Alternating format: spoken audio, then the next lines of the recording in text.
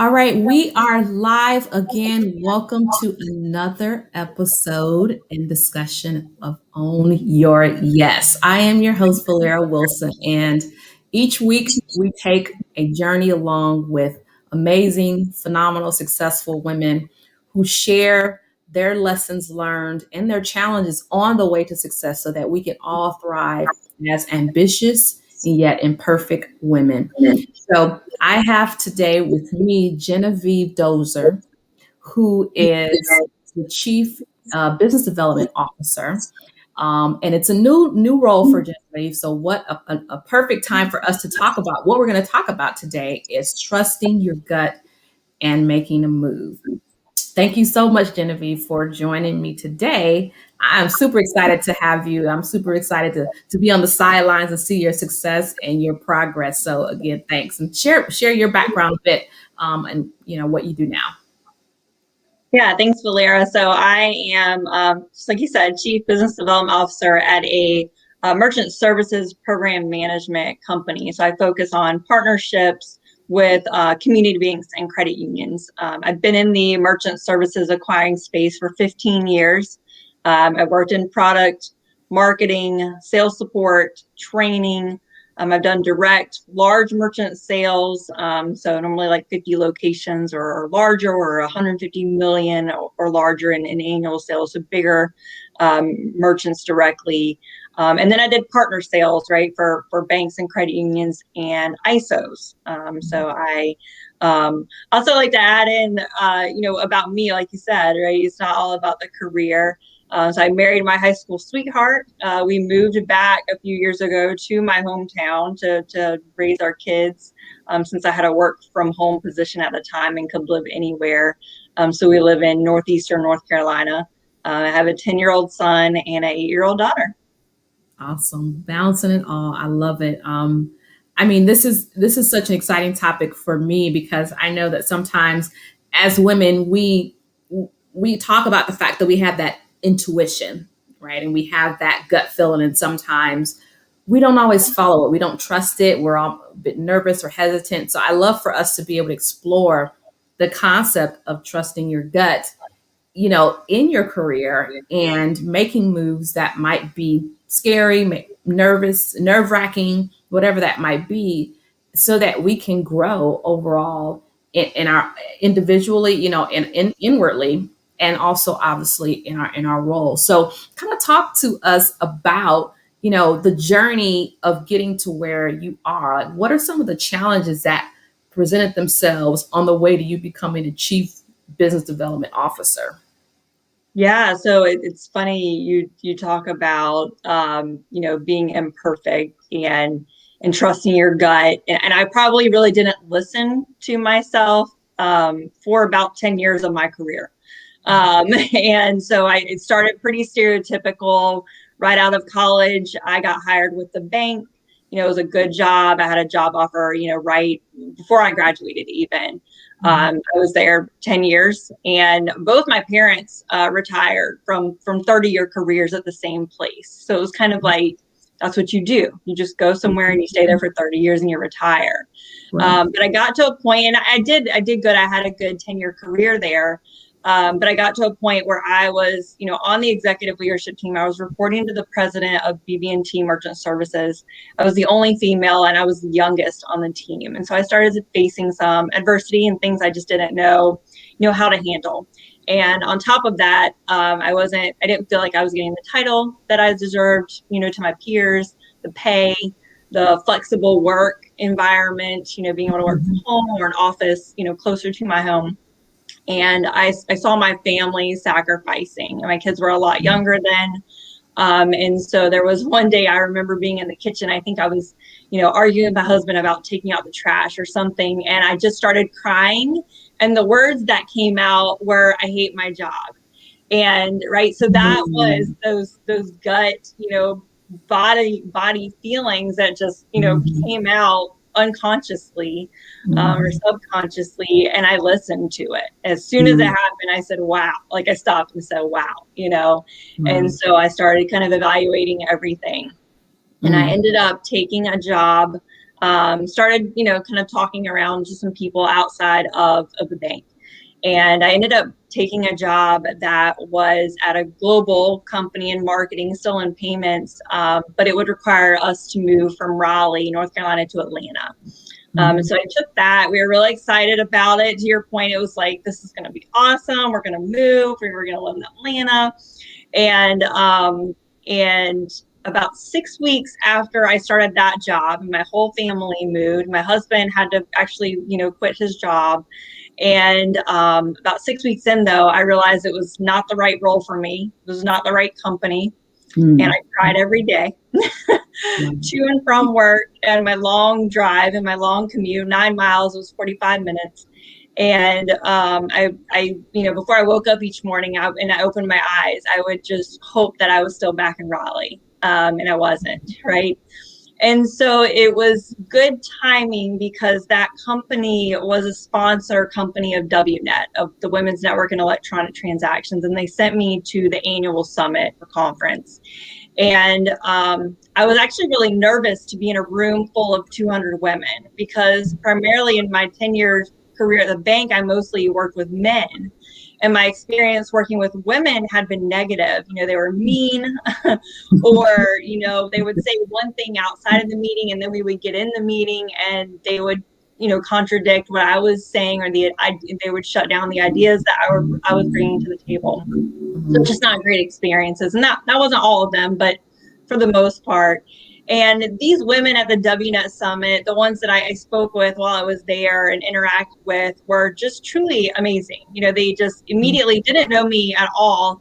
They just said, no, how are you doing? How are you really doing? And I started sharing what was going on, and they were offering advice and just so warm and welcoming. And also at that summit, I saw, C-suite level women in payments up on a stage. And I had never seen that before. Again, I'd only seen, male executives. And, one in particular, got up and said she was the president of the merchant services company, which I said, wow, I was like, a woman could be a president of, the merchant services company. And so I did reach out to a couple of the panelists on LinkedIn, just to kind of ask for their advice for my current situation of moving my whole family and being in a job that I didn't like, and I wanted to, make a change. And so one of the 5 women responded to me, gave me her personal cell phone. We had several conversations, and it was basically asking me questions. What do you like about what you do? What do you not like about what you do? What's something maybe you'd like to learn in a new job? And what's important to you in a company. And so I made a list of those things, and that helped me then start to kind of interview jobs and companies versus them interviewing me. And so I got really good at networking. I went to some additional WNET networking events there in Atlanta, where before I always just didn't feel confident at networking events. I kind of, would just go over and eat, and I wouldn't socialize, but I got really just confident in going and talking to people after that. My experience at the summit. And so, with that and with talking to her, I ended up landing a great job at Card Connect.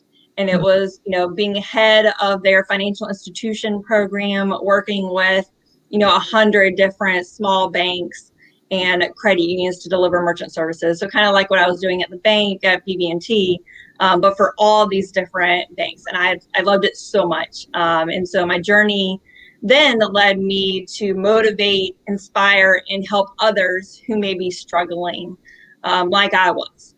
And it was women in the industry. So I did speaking events, writing articles, writing posts on LinkedIn and other social media platforms.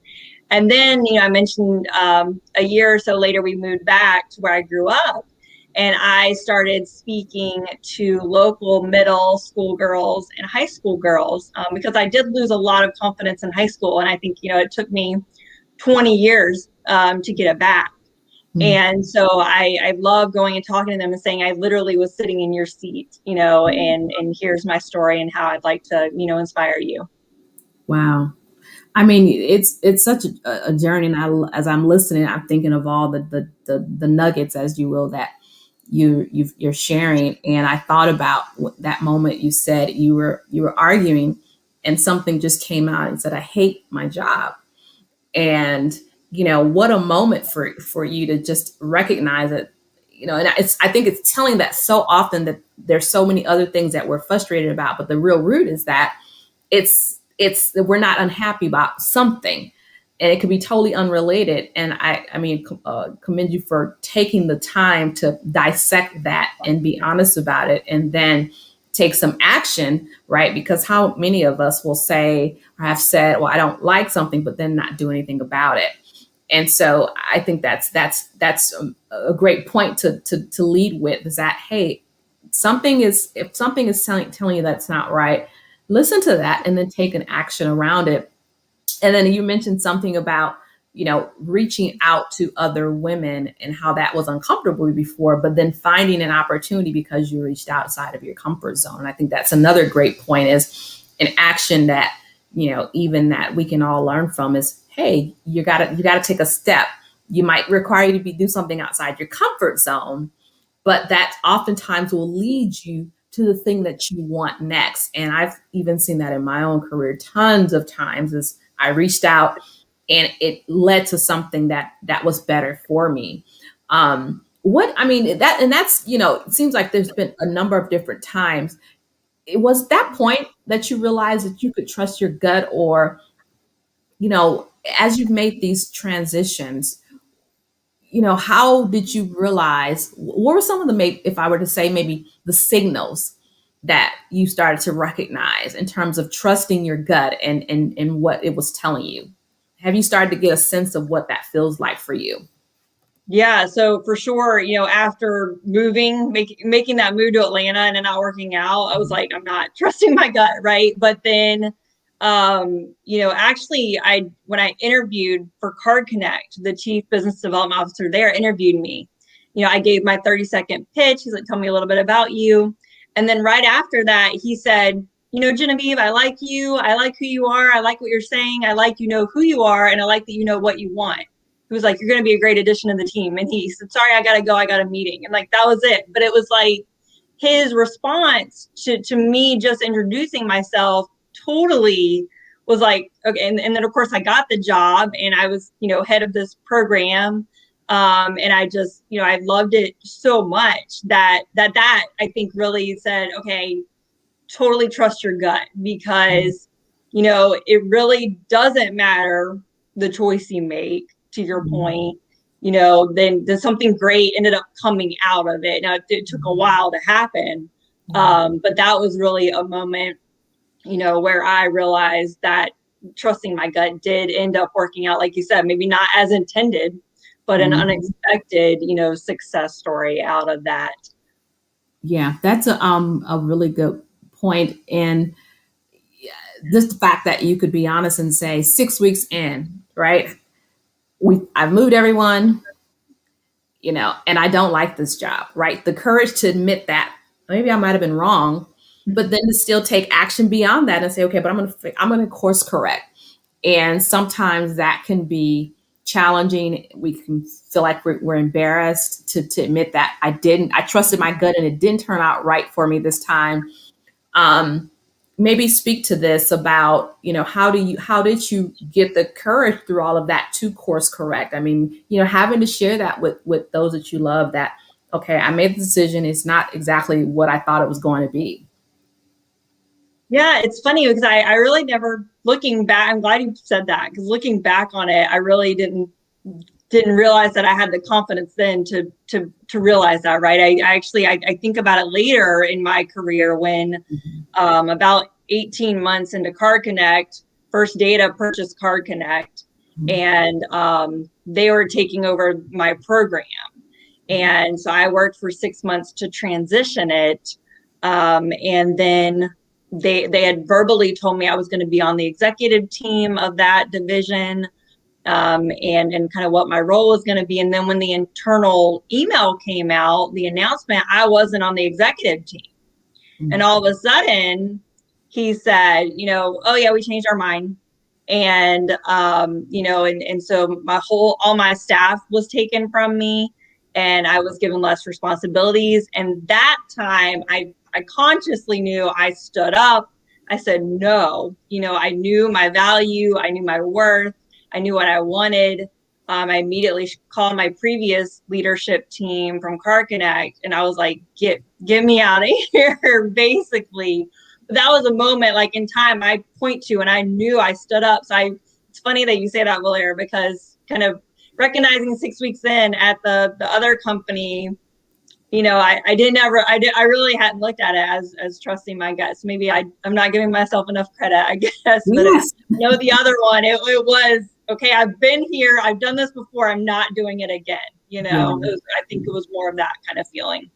Yeah, no, I mean, it's funny sometimes we're in that moment where we got to fight or flight. We don't think about it as I'm courageous, but then when someone else tells a story, it's like, oh, well, maybe I did have a bit of courage in that moment. Yeah. Were there moments where when you look back where you wish you trusted your gut sooner? Yeah, I think actually that example I just gave was the one I would point to. It's funny, I kind of referenced this a few minutes ago, but I read something one time that says it matters not what road you take, but what you become on the journey. So I'm always a big proponent of every experience is a blessing or lesson. I would never go back and change anything. But, with that particular example, my former boss said, hey, try this thing out, see where it goes. I think it'll be a good opportunity. And I think there were, maybe I just wish I would have, got out sooner, I think, and realized that there wasn't going to be an opportunity there, and not wasted so much time, with that potential position. Yeah, I think that's the thing is the trusting the gut and the balance of saving ourselves the time, right? How many things that we think about in our lives when we say, gosh, I wish I would have done that sooner because that's the time. But to your point, it's not what the journey, what you just said about the quote is the journey of who we become in the process, and we just become even more refined and better over time. Um, when you think about the signs, because the other part of this is moving on, um, what when you think about the signs that you should move on, what would you say that you think those are? If you were to write a checklist and say, you know what, this is kind of how I know when it's time. Yeah, so I really will reference my last role, right? So I'm getting all the way up to my current role here. It was the role that gentleman had at the time where I kind of like raised my hands to get me out of here. And every time I would see him in person, because I worked remote, but I traveled a lot, he said, oh, I'm going to get you a leadership position. I'm going to get you a leadership position. And I trusted him. I had no reason not to, especially since he had hired me at Card Connect. And then, as soon as I waved the flag with kind of the transitioning over to the First Data team, he pulled me right back over. So he had proven, right, some trust factor there. And occasionally people would reach out and I would have conversations about a different job. But it was lateral. I wasn't excited about it. So I was trusting my gut, right? Just like you said, taking action. I try to slow down, clear my mind, notice sensation in your body, right? How do you feel? Focus on you. I tell a lot of people, I always make a pro-con list. That goes that my dad taught me that early on, I think in college when I was trying to decision make, big decision. And I make that pro-con list all day, every day. But at the end of the day, no matter how many you have on either side, in your gut what you should do, right? And so in this example, over 3 years, he continued to add VPs to his team. And I'm like, and he told me, he was willing to create a role, but I had to write the job description for him. And then he would take it to go try to get it approved. And I'm like, I don't think that I should have to do all this work, if he really wanted me on his team. And so when this current offer came my way, and I'll say always be willing to listen, right? When we talk about trusting your gut and moving on, always be willing to listen and have conversations, even if you love what you're doing. So this job offer, it felt right. I will say big institutions versus small ones, there's only so many leadership positions. So at some point, I would say you owe it to yourself to go external. But I think those are, the signs that got there. Is like you try, right, and do what you want to do, but at a certain point, you just have to again trust yourself and make that jump. Yeah, no, I think, that's really good advice. You said waited, trusted, believed, and then at a certain point you just say, hey, I gotta make a move. And like you said, always be willing to listen. I love that you said that, because that's a really good point about, you never know where the opportunity might come from or how it might come, but be open. Um, what do you think about, as you think about how your career progressed, like how did it progress? And I guess this is kind of a question we've been talking about, but I'd love for you to kind of maybe talk about it in general, is how did you progress, as a person, and how did your career progress when you realize that you can trust yourself and move on? Like, as you think about, like, over time, like, how do you think Genevieve has gotten better as you've learned to trust your gut? Yeah, no, that's a great question. So I think as I progressed, like I said, I kind of was doing these behaviors potentially all along, but I didn't realize it. And I think once I did realize that I was good at trusting myself and trusting my gut and making good decisions, I finally felt like I was in control, right? Mm, Versus other people being in control of what I did and where I was at. Ever since taking the work from home position, that made me feel like a good mom and a good career mm, person. So from now mm. on, I won't say never, but I will be hard pressed to go back to an office. So it's, I feel like I'm in the driver's seat now. And I feel like I'm worthy and that I'm deserving of, kind of recent accolades I got. That kind of helped build onto my self-confidence of, again, trusting my gut. Um, let's see. So, I basically, with the work from home, I set boundaries where before I didn't. I'd be Mm, looking at yeah. my email on my phone all the time.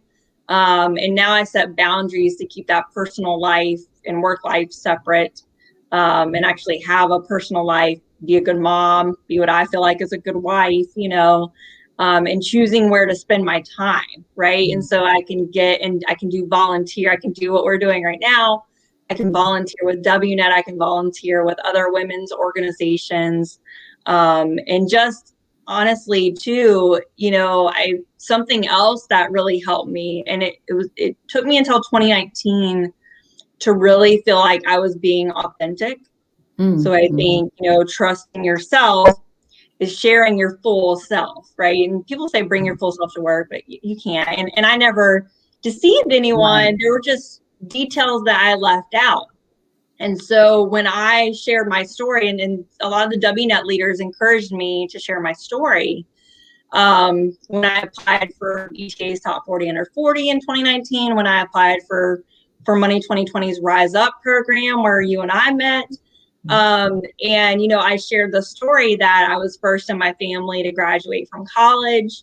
Mhm. And I grew up in a town of less than 3,000 people. So little bitty town. We didn't even have one stoplight until I was in high school.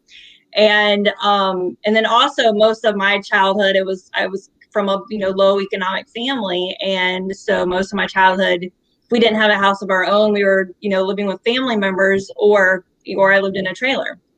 And that was something I just didn't tell people. Mhm. And, I felt, once I finally shared my story, 13 years into my career, people applauded me instead of shaming me like I thought they would.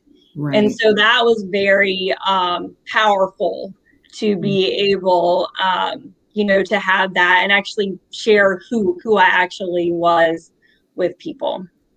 I love that, Genevieve. Like, seriously, I mean, everything you've just said is such a wealth of wisdom, right? I mean, you said, one was you felt like you were in control and you were driving your career. And just last week we had Monique on here, Monique Ruff Bell, talking about being in the driver's seat. And when we choose to trust our gut, it puts us back in the driver's seat, as opposed to giving that control to someone else to decide where we go, when we go. And I love that you brought that point out. And I think it's so true. Is so often we don't trust that what we know is best for us, and we maybe lean to other people. But when we start to trust us, we get back in control. And then I'd love to boundaries. Sometimes we're so afraid to set those because we don't want to appear as if we're not a good employee or colleague or whatever, but knowing that we also have other responsibilities and other people in our lives that need us and want us around. And so setting those boundaries, and in your case, saying being a good mom, or whatever your definition of that, and being a good wife, whatever that definition of. And then the last piece that you just said, if you can't tell, I was listening. It's really listening.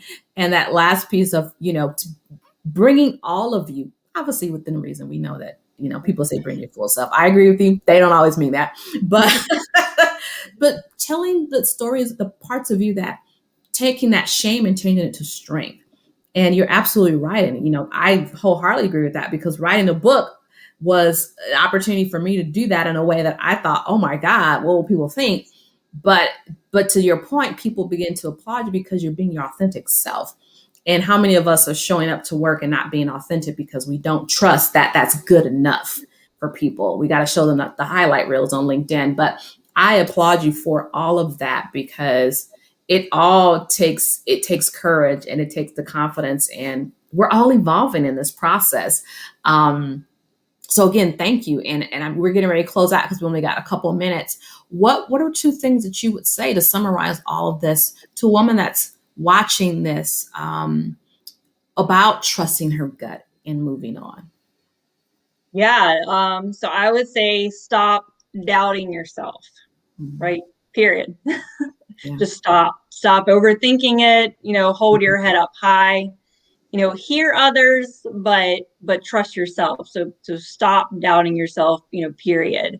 I read somewhere yesterday, your intuition arises as a feeling, when I'm reading this, within your body that only you experience. Because that feeling is so personal, no one else can weigh in and tell you if you're in touch with your gut instinct or not. So I thought that was really revolutionary. So first one, stop doubting yourself. Second one is be yourself, right? So that's a big thing that I tell people now. I say be yourself, and the right people will love the real you. Stand up and speak out for what you believe in, that, what you think is the right thing, even if it's telling yourself, right? So I say the most important voice is the voice in your head. So to stand up and speak out for what you believe in, even if it's to yourself. So stop doubting yourself and be yourself. I love it. And you said a mouthful when you said, hear other people, but trust your gut.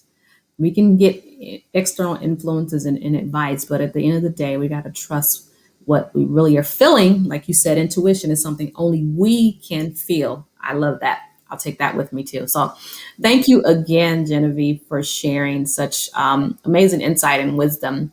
And to every woman that's watching this either live or on the replay, thank you so much. Drop a comment, let Genevieve and I know that this has helped you tremendously. And because we're on a mission to help each other thrive, personally and professionally. So thank you again, Genevieve, for your time. I'm always on the sidelines cheering for you. I'm excited for everything that you're doing. And to everyone watching, thank you again for tuning in, and join me again next week, next Thursday, 12 p.m. Eastern, for another session of Own Your Yes. Take care. Great. Thank you. Thank you.